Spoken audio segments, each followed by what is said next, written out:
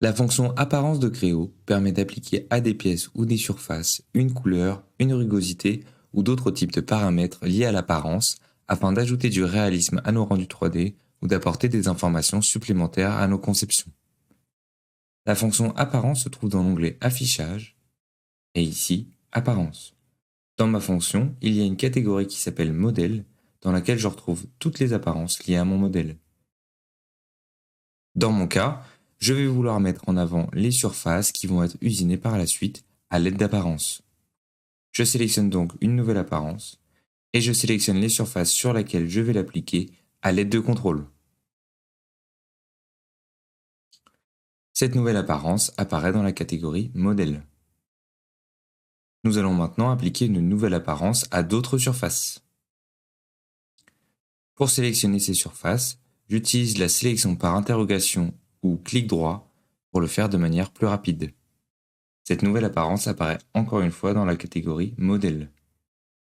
Maintenant, nous changeons l'apparence du modèle en entier et nous constatons que les surfaces sur lesquelles nous avions appliqué une apparence restent avec cette apparence.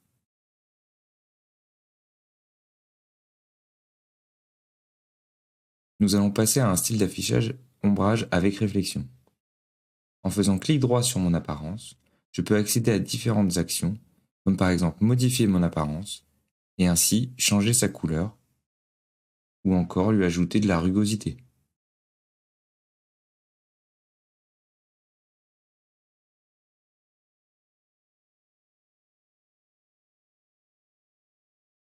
Clic droit sur mon apparence me permet également de créer d'autres apparences à partir de celles sélectionnées, ou encore de sélectionner les entités sur lesquelles les apparences sont appliquées. Par exemple ici, le trou.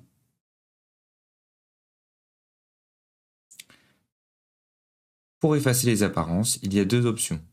Soit nous effaçons toutes les apparences du modèle, auquel cas mon modèle redeviendra gris qui est la couleur de base de Creo, ou alors je peux sélectionner la fonction effacer l'apparence et ensuite sélectionner les surfaces pour enlever les apparences appliquées dessus.